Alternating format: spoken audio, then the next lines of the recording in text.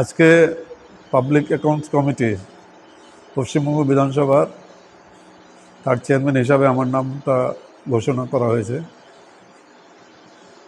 Budget সেশনে আমরা 6 জন আমাদের বিরোধী সদস্য যারা ছিলেন তারা নমিনেশন ফাইল করেছিলাম।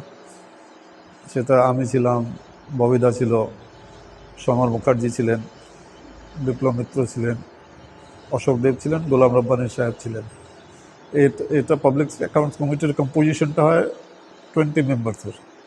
তো যেহেতু 20 জনই এটাতে নমিনেশন ফাইল করেছেন বলে আর ইলেকশন হয়নি চেয়ারম্যানের হিসাবে, আজকেই আমি হাউস থেকে আমাকে জানানো হলো যে আপনার নামটা চেয়ারম্যান হিসাবে ঘোষণা করা হয়েছে, তো আপনি কবে পাবলিক অ্যাকাউন্টস কমিটি মিটিংটা ডাকবেন। আমরা হাউসটা কবে বলো, হাউসটা খুব সম্ভবত 12 তারিখে হবে। তাহলে 12 তারিখে হাউসে আসি, তারপরে অ্যাকাউন্টস কমিটি মিটিংটা ডাকবো। কনভেনশন যেটা আছে যে বিরোধী দলের যারা সদস্য থাকেন তাদের মধ্যে থেকেই পাবলিক অ্যাকাউন্টস কমিটির দায়িত্বটা, চেয়ারম্যানের দায়িত্বটা বিরোধী দলের কোনো সদস্যকে দেওয়া হয়। এটা একটা কনভেনশন আছে। তো সেই হিসাবে আমি প্রথম ধন্যবাদ জানাচ্ছি আমাদের মুখ্যমন্ত্রী মাননীয় শুভেন্দু অধিকারী মহাশয়কে যে আমার উপরে উনি এই আস্থাটা রেখেছেন যে পাবলিক অ্যাকাউন্টস কমিটির চেয়ারম্যানের দায়িত্বটা আমাকে দিয়েছেন। এটা যেটা মেন কাজ, যেগুলো হয় গভর্নমেন্টের যেগুলো ফিনান্সিয়াল অ্যাকাউন্টস আছে বা সিএজি যেটা কম্পিউটার অডিটর জেনারেল যে সিএজি রিপোর্টগুলো দেয়, সেগুলো নিয়ে পাবলিক অ্যাকাউন্টস কমিটির মধ্যে আলোচনা করা, সেই কাজটা আমি দায়িত্ব সহকারে করব আপনাদের মাধ্যমে, এটাই সবাইকে জানাতে চাই। এবং আমার উপরে যে দায়িত্বটা ন্যস্ত করেছেন আমাদের মুখ্যমন্ত্রী, ওর জন্য ওনাকে আরেকবার ধন্যবাদ জানাচ্ছি। এবার যেটা শোনা যাচ্ছিল স্যার যে পিএসসির যিনি চেয়ারম্যান হবে সেটার জন্য নমিনেশন হবে, ভোটিং প্রক্রিয়া হবে, হ্যাঁ। আপনার নামটা কি করে ঘোষণা হলো? না, নমিনেশন বললাম, আমরা 6 জন আমরা নমিনেশন করেছিলাম। আমরা 6 জন, যেহেতু আমরা ওই 6টা মেম্বারই পাবো 294-এর মধ্যে 6 জন পাবো, যেরকম 80টা আছে, তো 6টা মোটামুটি আমরা পাবো। সেই হিসাবেই আমরা বাজেট সেশনেই 6টা নমিনেশন ফাইল করেছিলাম। তো আমি ছিলাম, ববিদা ছিলেন, সমর মুখার্জি ছিলেন, গোলাম রব্বানী সাহেব ছিলেন, বিপ্লব মিত্র ছিলেন, অশোক দেব, আমরা 6 জন for the post of public accounts committee আমরা নমিনেশন ফাইল করেছিলাম। আরও কমিটি ছিল, এস্টিমেটস কমিটি আছে, কমিটি অন পাবলিক আন্ডারটেকিংস আছে, আরও বিভিন্ন ধরনের 40-41টা কমিটি আছে। তো সেইভাবে সবগুলো বাজেট সেশনে সবগুলো নাম আমরা নমিনেশনগুলো আমরা দিয়েছিলাম। তার মধ্যে থেকে এখন অ্যানালিসিস করে যারা যারা, যেখানে যেরকম 20 মেম্বার্স পাবলিক অ্যাকাউন্টস কমিটিতে হয়, যদি মোর দ্যান 20 মেম্বার যদি নমিনেশন ফাইল করে তাহলে there is question of election. আর যদি 20টাই যদি নমিনেশন ফাইল হয় তাহলে আর ইলেকশন হয় না, ওখান থেকেই একজন চেয়ারম্যানকে নমিনেট করে দেওয়া হয়। তো সেই হিসাবে আমাকে এই দায়িত্বটা দিয়েছে। বলছি, বিজেপির নতুন সরকার এবং এক সময় এইচআরবিসি চেয়ারম্যান ছিলেন শুভেন্দু অধিকারী এবং আপনি ছিলেন ভাইস চেয়ারম্যান, একসাথে দুজনে কাজ করেছিলেন এবং নতুন এবারের যে সরকার, সেই সরকারে আপনাকে পিএসসি চেয়ারম্যান বড় দায়িত্ব, কি বলবেন, কেমন লাগছে? আর কাজটা তো খুব দায়িত্বপূর্ণ কাজ, অ্যাকাউন্টস ব্যাপারটা নিয়ে। আর সারা জীবন অ্যাকাউন্টসটাই করে গেলাম। আমি স্কুলে, হাই স্কুলে পড়াতাম তখনও অ্যাকাউন্টেন্সি পড়াতাম, কলেজে যখন পড়াতাম তখনও অ্যাকাউন্টেন্সি পড়াতাম। তো অ্যাকাউন্টসের ব্যাপারে কিছুটা হলেও আমার অভিজ্ঞতা আছে। এবং এইচআরবিসিতেও ভাইস চেয়ারম্যান থাকাকালীন তখনও বাজেট করেছি আমরা।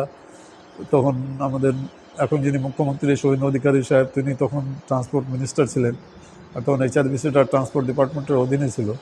তো সেই হিসাবে উনি আমার যোগ্যতা সম্বন্ধে কিছুটা হলেও উনি ওয়াকিবল আছেন। আমার মনে হয় সেই কারণেই হয়তো আমার উপর এই দায়িত্বটা ন্যস্ত করেছেন। বিধানসভায় এত বড় দায়িত্ব ইসলামপুরের মাটিতে প্রথম আপনাকে দেওয়া হলো, ইসলামপুরবাসীর জন্য কি বার্তা দেবেন? ইসলামপুরবাসীর জন্য আমি একটাই, আপনারা নির্বাচিত করেছেন, এলাকায় যে কাজ আছে সেই কাজটা হলো প্রথম প্রায়োরিটি। আমি বাজেট সেশনেও আমি বক্তব্যের মাধ্যমে বলেছি যে আমার ইসলামপুর পূর্ণাঙ্গ জেলা করতে হবে। ইসলামপুর হেলথে অনেক ডক্টর নেই, পৌরসভাতেও আমাদের যা যা প্রয়োজন সেই ব্যাপারে আমি বলেছি। তো যাবতীয় ইসলামপুরের বিধানসভা এলাকার যা যা প্রয়োজনীয় সেই সবগুলোই আমি বিধানসভায় তুলে ধরবো। আশা করছি আমরা সেই কাজগুলো করাতে পারবো। ইসলামপুরকে জেলা করার দাবি রেখেছেন, স্বাস্থ্য জেলা করার প্রথমে দাবি রেখেছেন এবং ডাঙ্গাপাড়া ব্রিজের দাবি রেখেছেন, এখন পিএসসির চেয়ারম্যান আপনাকে করা হলো, এগুলো দাবি কতটা এখন? না, দাবি আমরা পূরণ করাতে পারবো, যেহেতু ন্যায্যসঙ্গত দাবি সব। ইসলামপুর জেলাটা আমি বলেছি বিস্তারিতভাবে যে যখন সাউথ বেঙ্গলের সঙ্গে নর্থ বেঙ্গলের কোনো কানেক্টিভিটি ছিল না, এটা ইসলামপুর সাব ডিভিশনটাই বিহারে ছিল, এটা বিহার থেকে তখন পশ্চিমবাংলায় এসেছে, যেহেতু সাউথ বেঙ্গল নর্থ বেঙ্গলে একটা কানেক্টিভিটি লাগবে, না হলে north Bengal university, north Bengal medical college, north Bengal state transport corporation এইভাবেই ছিল।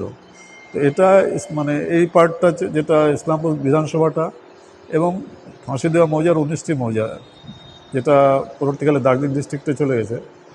তো তখন থেকেই মানুষের একটা চাহিদা ছিল যে ইসলামপুরটাকে পূর্ণাঙ্গ জেলা করা হোক। আমরা মালদা মিটিংয়েও আমাদের রব্বানি সাহেব আমরা দুজনেই আমরা এই ব্যাপারটা তুলেছিলাম, মুখ্যমন্ত্রীকে আমরা জানিয়েছি। নিশ্চয়ই সময় সাপেক্ষ আছে, ওনারাও নিজের এন্ড থেকে যা যা অ্যানালিসিস করার করবে।